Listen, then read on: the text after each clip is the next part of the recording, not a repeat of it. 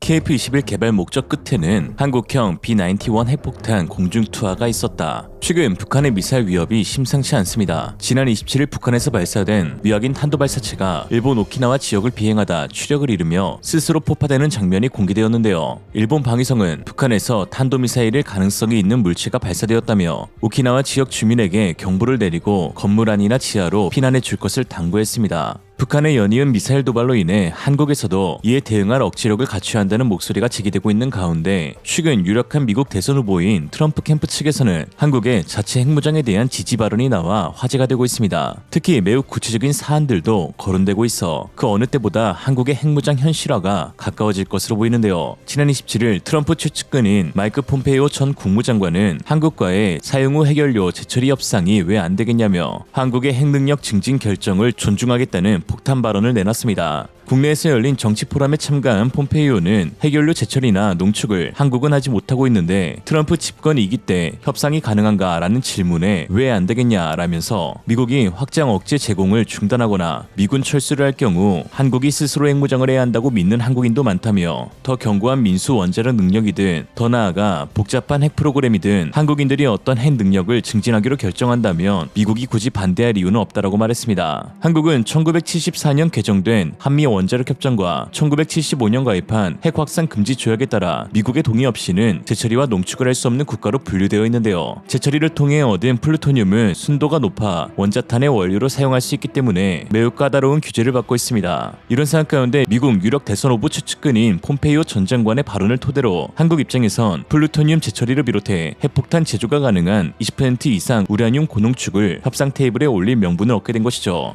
사실 트럼프 전 대통령 역시 매번 한국의 자체 핵무장 가능성을 열어두었는데요. 물론 주한미군 철수와 방위비 분담금 인상 주장을 뒷받침하기 위한 것이었지만 최근 한국의 군비 증강 추세와 군기술력 강화 시도가 트럼프의 협상력을 흐트러 놓은 것이라는 분석도 있습니다. 현재 한국에 주둔 중인 주한미군은 크게 제7공군과 제2보병사단으로 나뉩니다. 이 중 방위비의 대부분은 제7공군 제8전투비행단에서 소요가 되는데요. 이곳에 배치된 전투기들을 운용하는 파일럿 임금, 운용 요지 보수 비용, 훈련 비용, 시설 비용, 이전 비용 등을 한국이 부담하고 있죠. 특히 제7공군은 총 60대의 F-16 전투기를 운용하고 있는 주한미군 최대 전력이자 이곳을 역임한 사령관은 아시아태평양 사령관으로까지 진급하는 코스를 밟는 주요 보직입니다. 트럼프가 내민 주한미군 철수 또는 축소라는 카드가 주요하기 위해서는 해당 국가의 군전력이 미비하거나 중요한 전략 자산을 구축하지 못한 상태여야 할 텐데요. 그러나 최근 한국의 KF-21의 성공적인 개발과 배치로 인해서 주한미군의 주둔군과 전투기 배치 축소가 큰 영향을 받지 않게 되었습니다. 사실 주한미군이 운용하는 F-16의 한국 배치는 그 자체의 전력보다도 핵탄두를 운용하는 항공기로서 핵우산 자산이라는 상징적인 의미가 훨씬 큽니다. 핵우산은 비핵 국가가 자국의 안보와 방위를 위해 핵 보유 국가의 방위 전력에 의존하는 것을 일컫는 용어인데요.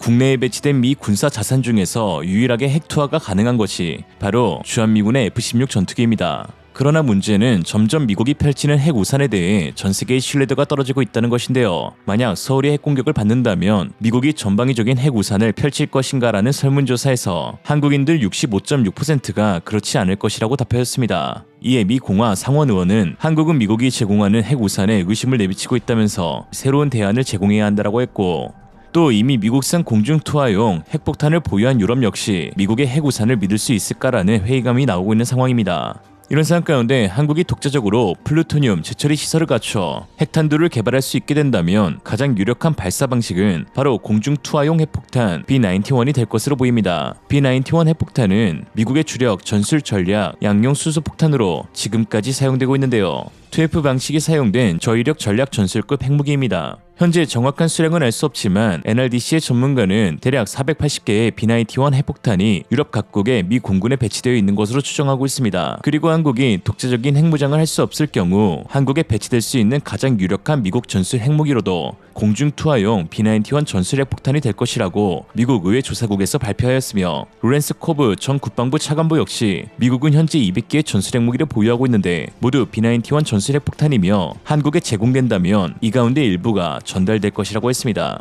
이에 한국이 독자적인 핵무장이 허용되어 개발에 나설 경우 한국형 B-91 핵폭탄이 개발될 수 있다는 것인데요.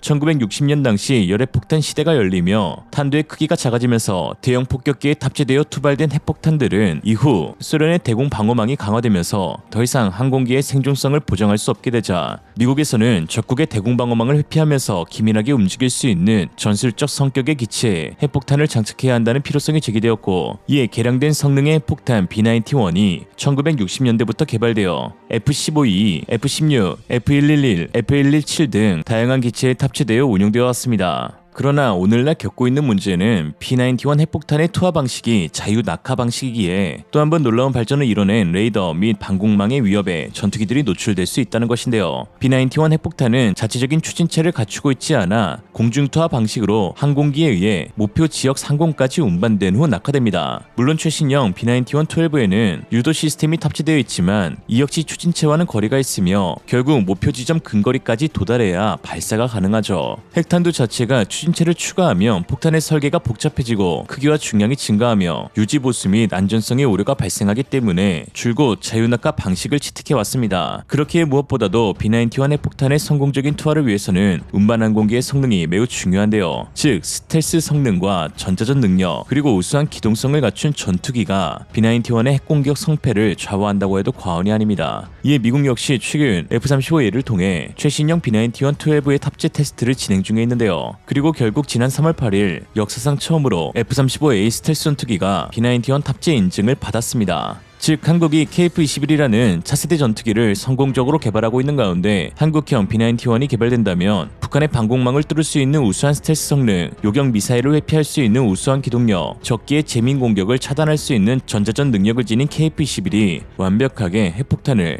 목표 지점으로 투하할 수 있다는 것입니다. KF-21의 개발이 점진적으로는 한국의 핵무장과도 큰 연관성이 있다는 것이죠. 사실 한국은 한국형 B-91 핵폭탄을 개발하기 위한 모든 기술력을 이미 갖추고 있는데요. 대부분의 원자력 공학 박사들의 증언에 따라 한국이 시도만 하게 된다면 핵탄두를 6개월 내에 개발할 수 있다고 했듯 한국은 전 세계에서도 손에 꼽히는 원자력 강국에 또 양과 질에서 세계 최상위권을 다투는 미사일 강국이기도 합니다. 최근 미국은 신형 B-91-12 핵폭탄을 개발하면서 총 100억 달러, 약 13조억 원의 비용을 들였습니다. 이 비용의 대부분은 B-91-12의 벙커버스터 기능을 추가하기 위해서였는데요. 그런데 이미 한국은 벙커버스터형 미사일 현무의 지속적인 개발로 인해 전세계 최고의 벙커버스터 미사일 보유국으로 불리고 있습니다. 특히 최근 현무5라는 탄두 중량만 9톤 이상의 무게를 지닌 세계 유일 초대형 전략탄도 미사일을 개발해낸 한국인데요. 현무5를 개발하면서 신형 관통 탄두를 개발해내었는데 이는 열간 압연 방식으로 제작하고 300도 온도에서 저온 열강 가공으로 그 형상을 다듬는 것이 가능한 인장 강도 2000메가파스칼급의 탄두이기에 미국이 개발한 벙커버스터용 에글린 강철보다 인장 강도가 15%가량 우수하다고 합니다.